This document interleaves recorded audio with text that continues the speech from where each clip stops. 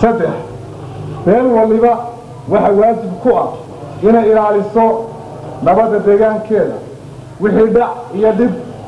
lagu geysto deegaankeedana iyada ayaa beelaha kale Soomaaliland ka goynayaan oo laga magdhabayaa afar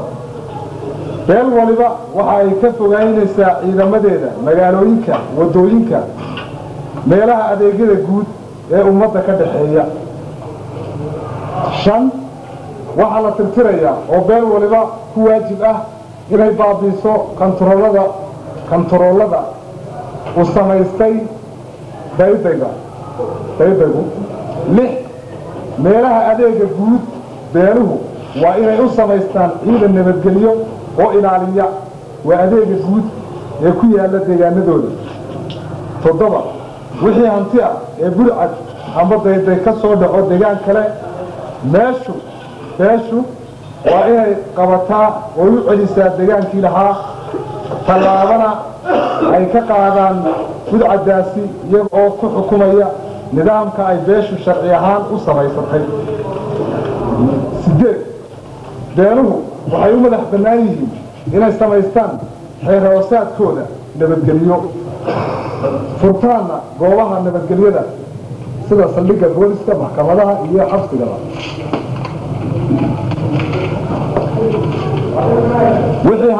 qodobka sagaalaad wixii hanti ah amba deeq ah ee loo gudbinayo deegaan loona gudbinayo deegaan kale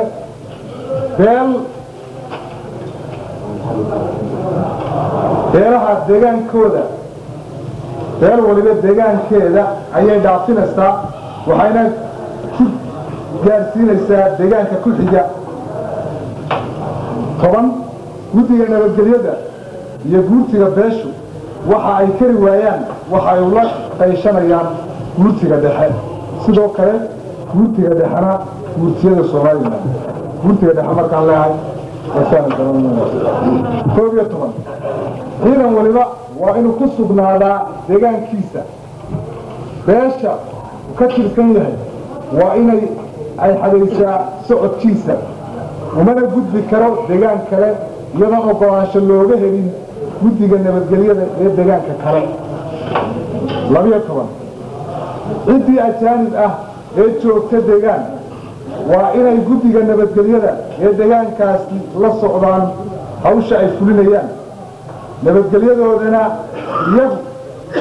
nabadgelyadooda iyo hantidoodabana waxaa ka mas'uula guddiga nabadgelyada ee deegaankaasi saddex iyo toban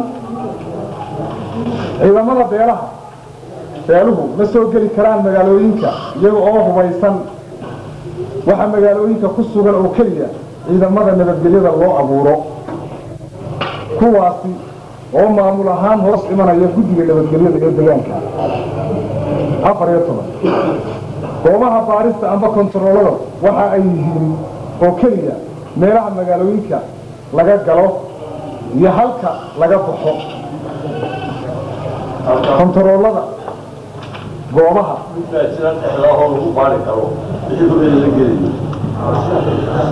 kontarooladu waxay noqonayaan baan nidhi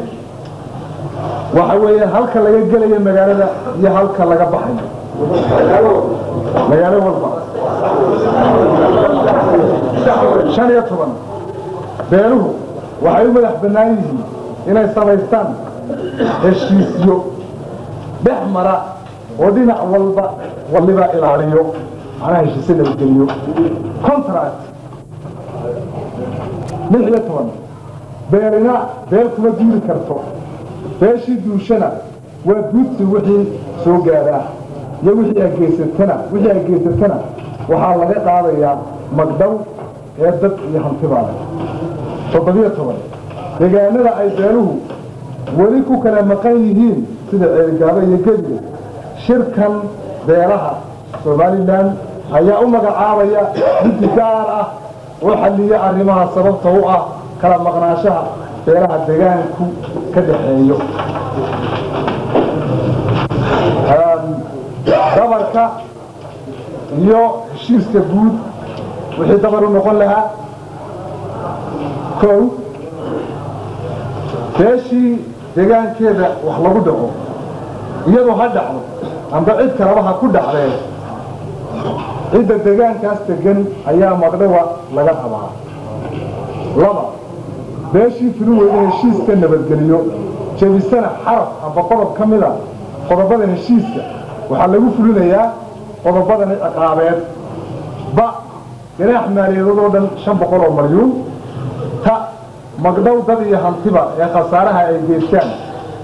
ja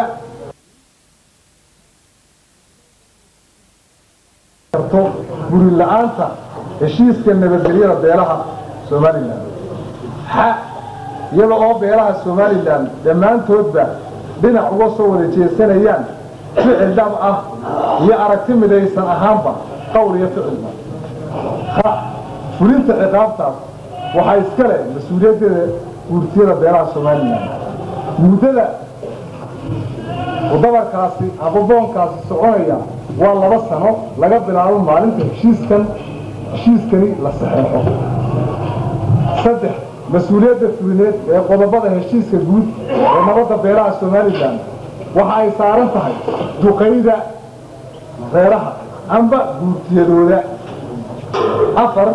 ilaalinta iyo dabagalka heshiiskan nabadgelyo ee beeluhu wada go'aansadeen waxa mas'uuliyadiisa iska leh guurtida beelaha Soomaaliland iyada oo si gaar ah ay guurtida guud ee beel waliba